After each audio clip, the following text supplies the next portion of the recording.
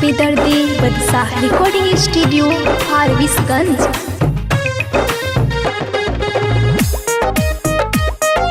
Music by Raju बाबू।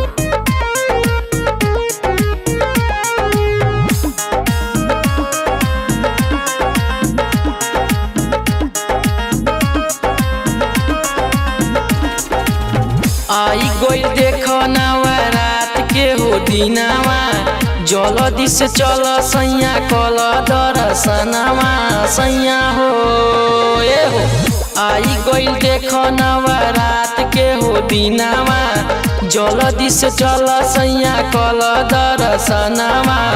पूरा कोई दी है माई हमारो सपनवा, पूरा कोई दी है माई हमारो सपनवा। उनके कृपा से होके लाइव हम ललनवा, उनके कृपा से होके लाइव हम ललनवा, उनके कृपा से होके लाइव हम ललनवा।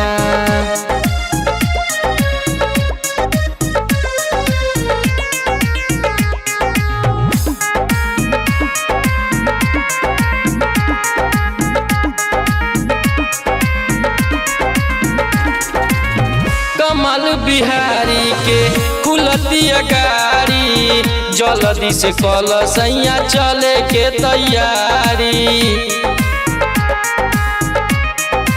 ये सैया कमल बिहारी के खुलतिया गाड़ी, जल्दी से चल सैया कल तैयारी। पूरा हो जाई हमर दिल के अरमानवा, पूरा हो जाई हमर दिल के अरमानवा।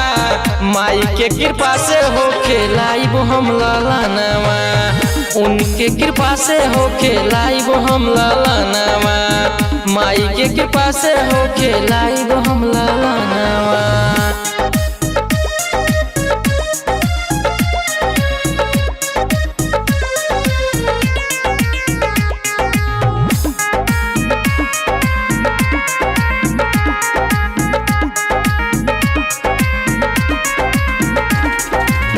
करे नहीं देहब पूजा पाठ में हो कमी, तू बनब पापा और हम बनब मम्मी।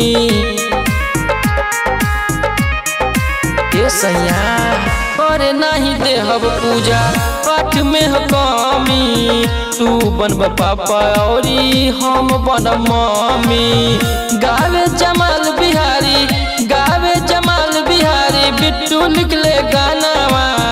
उनके कृपा से होके लाइव हम ललनवा, माई के कृपा से होके लाइव हम ललनवा, माई के कृपा से होके लाइव हम ललनवा। मिक्स बाय बेदर्दी बदशाह रिकॉर्डिंग स्टूडियो फारबिसगंज।